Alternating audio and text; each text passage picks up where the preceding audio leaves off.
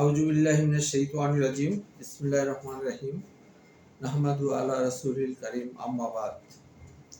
আমার প্রাণ প্রিয় দেশবাসী, আসসালামু আলাইকুম ওয়া রাহমাতুল্লাহি ওয়া বারাকাতুহু।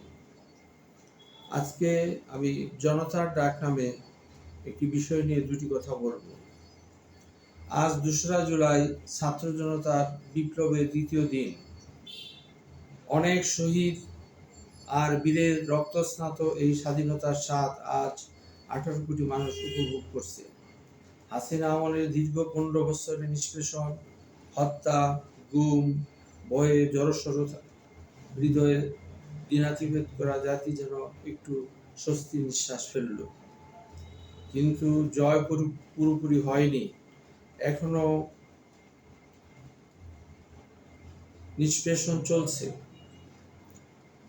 আমি একটি ইতিহাসে পড়েছিলাম যে ব্রিটিশ জাতি যখন বাংলাদেশ, ইন্ডিয়া, পাকিস্তান এবং ভারত ছেড়ে চলে যায়, তখন তারা দুটি কথা বলেছিল। একটি কথা বলেছিল যে আমরা চলে যাচ্ছি কথা ঠিকই, কিন্তু আমরা রেখে যাচ্ছি তোমাদের জন্য দুইটি বিষয়। সেই দুটি বিষয় কি? একটি হলো আমাদের প্রচলিত, আমাদের দ্বারা প্রবর্তিত আমলাতন্ত্র, আর আরেকটি বিষয় হলো শিক্ষা ব্যবস্থা। তোমাদের শিক্ষা ব্যবস্থার মধ্যে এমন একটি ত্রুটি বসাবো যে কারণে তোমাদের জাতি কোনোদিন মাথা দাঁড়াইতে পারবে না। তাই আমরা দেখতে পাই পাকিস্তান, ইন্ডিয়া, বাংলাদেশ সর্বত্রই প্রায় একই ধরনের সমস্যাগুলো রয়ে গেছে। গণতন্ত্রের নামে যে প্রহসন গত ৫০-৬০ বছর চলতেছে, এগুলো আসলে গণতন্ত্র কিচ্ছু না। এগুলো হলো একটা প্রহসন। এই প্রহসনে গণতন্ত্র দিয়ে এই সামনে নির্বাচন করে জাতি যে মুক্তি পাবে, আমি এটা মনে করি না। ব্রিটিশ আমলে রেখে যাওয়া স্বৈরতান্ত্রিক আমলাতন্ত্র আসলে কি? আপনারা যারাই সরকারি কোনো অফিসে যান, এসি ল্যান্ডের অফিসে যান, টিএনও অফিসে যান, থানার ওসির কাছে যান, জেলা প্রশাসক মহোদয়ের কাছে যান, বিভাগীয় অফিসে যান, সচিবালয়ে যান, বিভিন্ন ডাইরেক্টরেটে যান, যে কোনো জায়গায় যান, একটা কোনো পাওনা বা কোনো বিষয় নিয়ে যখন আলাপ করতে চাইবেন, দেখবেন কেউ আপনার কথা সহজে শুনছে না। অনেক ধ্যান দরবার করলে হয়তো একটা দরখাস্ত, একটা অ্যাপ্লিকেশন দিলেন, দেওয়ার পরে এই অ্যাপ্লিকেশনটা কমপক্ষে ৮ থেকে ১০ বার বিভিন্ন টেবিলে ঘুরবে। প্রত্যেকটা টেবিলেও একবার কিছুদিন আগে আমাদের অর্থ উপদেষ্টা বলছিলেন যে বাংলাদেশে বিনিয়োগের ক্ষেত্রে সবচেয়ে বড় বাধা হলো দুর্নীতি। এখানে দরজা জানালা থেকে শুরু করে চেয়ার টেবিলও ঘুষ খায়।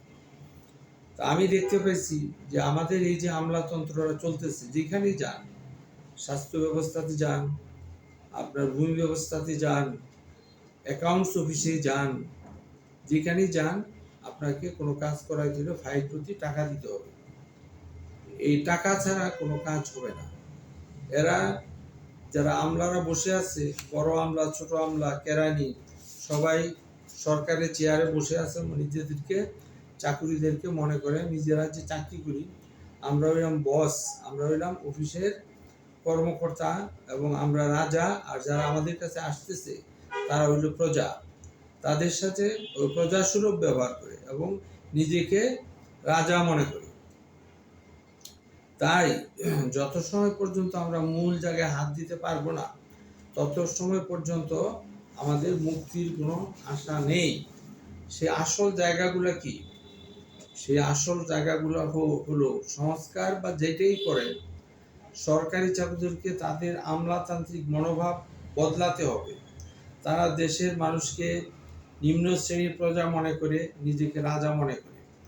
এই অবস্থা থেকে, এই মানবিক মূল্যবোধ থেকে, এই মানবিক দৃষ্টিকোণ থেকে বেরিয়ে এসে আমরা যে জনগণের সেবক, এই মনোভাবটা তাদের ধারণ করতে হবে, কর্মকর্তা কর্মচারী সবাইকে।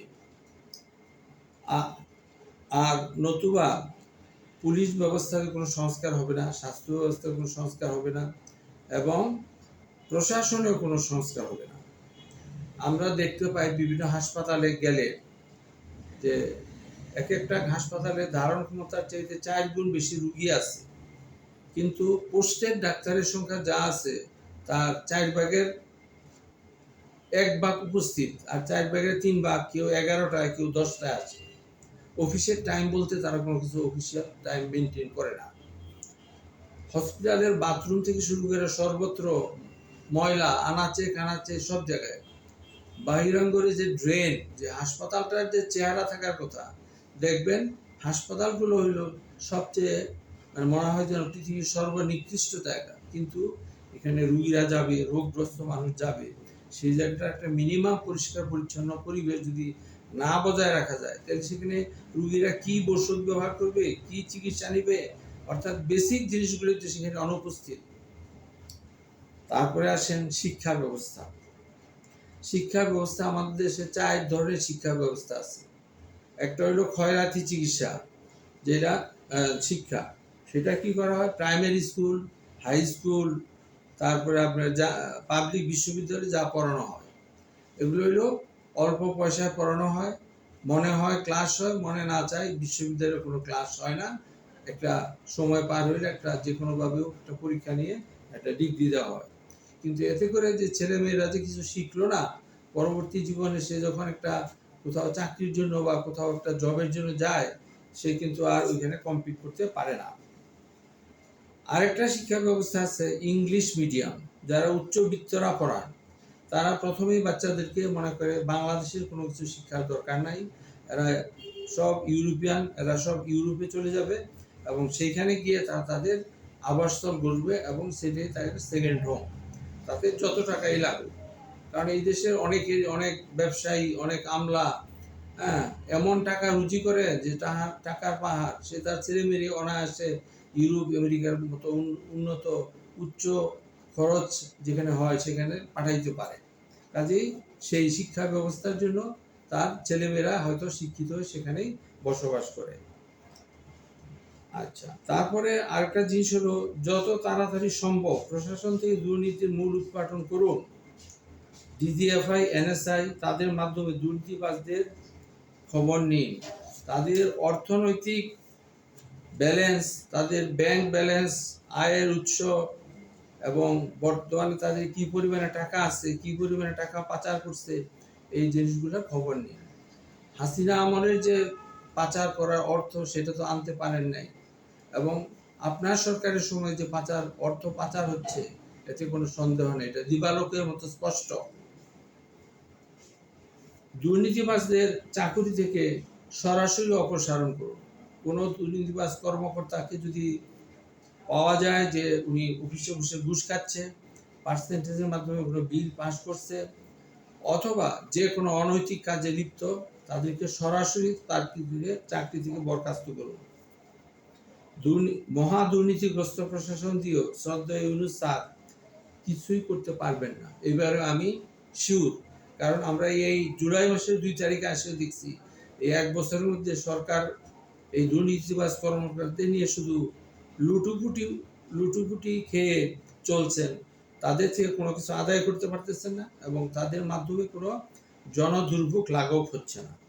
কাজেই এখনই সময়, বিড়ালের গলায় ঘন্টা বাজিবে কে, এই কাজটা এখনই করুন, অর্থাৎ জাস্ট ডু ইট নাও। খুদা হাফেজ, বাংলাদেশ জিন্দাবাদ।